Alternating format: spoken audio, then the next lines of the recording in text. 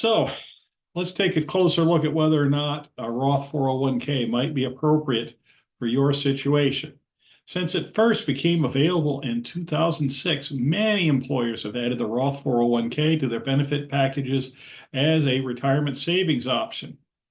A Roth option is also available for individual retirement accounts, 401ks, and 403b accounts. To see if a Roth 401k would be appropriate for your situation, let's take a closer look.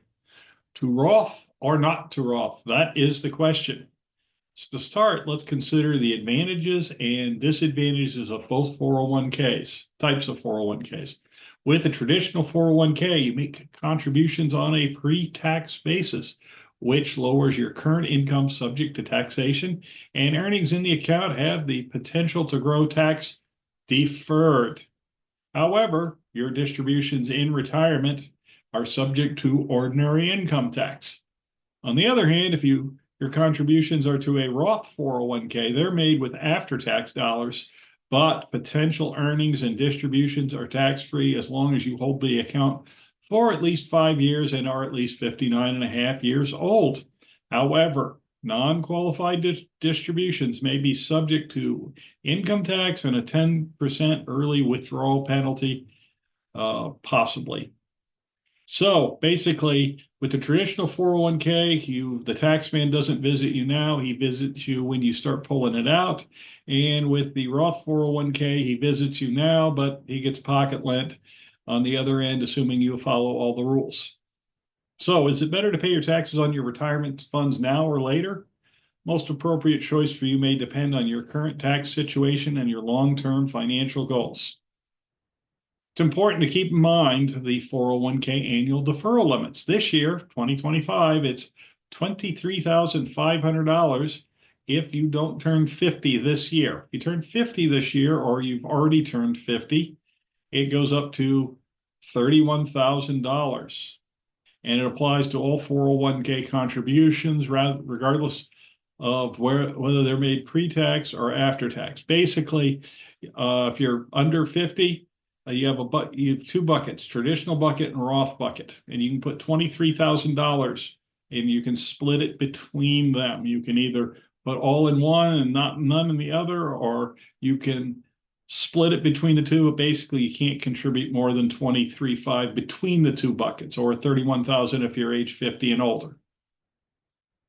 So if you contribute to a Roth 401k, you may have to reduce or discontinue contributions to your traditional 401k to avoid exceeding these limits. However, as I've mentioned before, you can contribute to both types.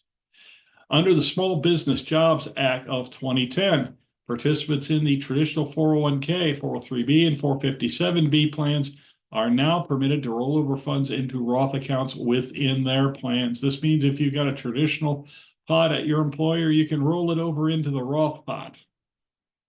Because the contributions that were made to those traditional 401ks were made on a pre-tax basis, anytime you move funds to the Roth bucket, you're going to pay taxes in the year of conversion. Well, what about the Roth IRA? Roth 401k is only available at an employer-sponsored plan, where the Roth IRA is available to all taxpayers with some income limitations. So how do the two options compare? First, you can save more money in the 401k than you can the IRA. 2025 annual contribution limits for IRAs are set at $7,000 for those under 50 and $8,000 for those 50 and older. On the other hand, the Roth 401k is subject to more generous elective salary deferral limits at $23,500 for those under 50 and $31,000 for those 50 and older. Further, the Roth IRA is subject to the modified adjusted gross income limits, which I'll refer to as the MAGI from now on, and only those with MAGIs below $150,000 for single filers and $236,000 for married filing jointly are eligible to contribute to the IRAs, Roth IRAs in 2025. These income limits do not apply to 401ks. By the way, if you're eligible for both and you have the money for both, you can contribute to both IRA and 401k. One of the nice things about the Roth 401k, it can be made through payroll deduction, which can put your retirement saving on autopilot. To participate, an employee currently contributed to a traditional 401k plan could, for example, opt to have his or her contribution diverted to the Roth version of the same plan.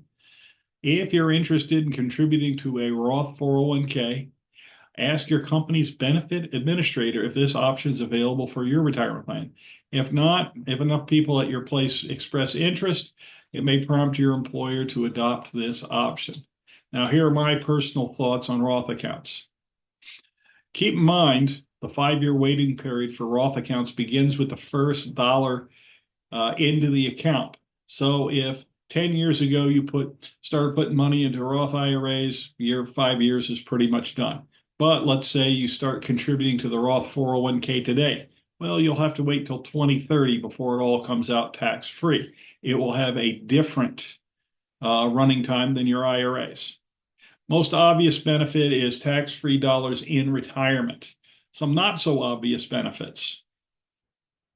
Potential for avoiding paying more taxes on Social Security, because when they're figuring out how much of your Social Security, no more than 85% of it is taxed, they have this equation called the provisional income, which determines the taxation of your Social Security benefits.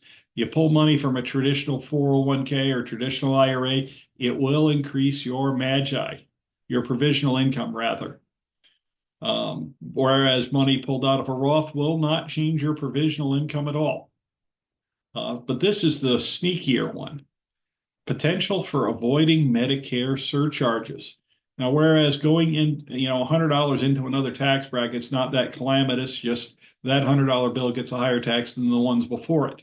However, if you go over a Medicare surcharge threshold by even a single dollar, you're stuck paying extra Medicare surcharges for the next, 2 years hence for a full year.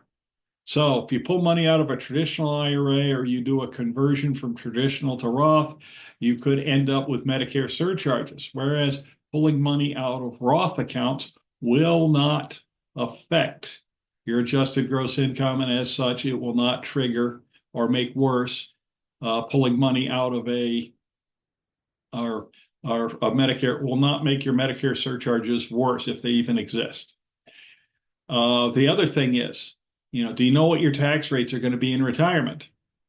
I don't. Nobody knows because Congress could do anything between now and when you retire. However, if you're, say, hypothetically in the 22% tax bracket, those dollars that you pour into the Roth, you're going to pay 22% on, and there's nothing that Congress can do to make that go up once you get to retirement. So schedule a meeting with your financial planner, because keep in mind, if you got $1 in a Roth account, it's worth more than one that's in a traditional account because it comes out and you don't have to pay taxes. Whereas a traditional account, you will have to pay taxes, almost certainly. Financial plan can illustrate the differences in outcomes. Also, your advisor will remind you of things like this, that as good as a speaker as I am, I don't count on you to remember it. Just continue to work your plan. If you don't have a plan, contact your financial advisor and put one together. And here's one of my few original sayings. No one tunes into the Weather Channel to see a sunny day. That's why plans are important, because they plan for those stormy days.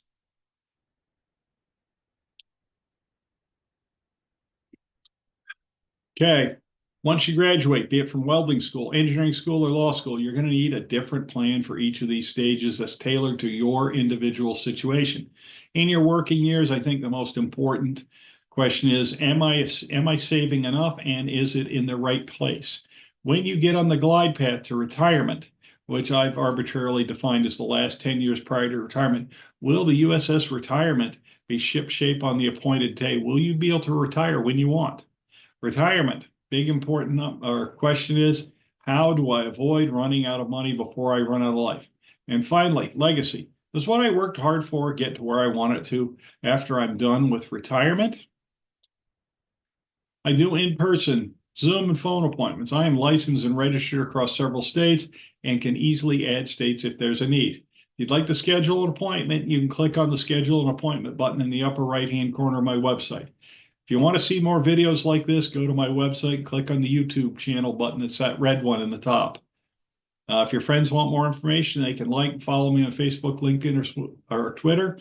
And please subscribe to my YouTube channel. It doesn't cost a thing, and you may get some useful information. Those who prefer the good old-fashioned telephone, 518-631-2569. Caution, do not text that number. We'll both be sad because I will not get it. Opinions voiced in this material for general information only, not intended to provide specific advice or recommendations for any individual.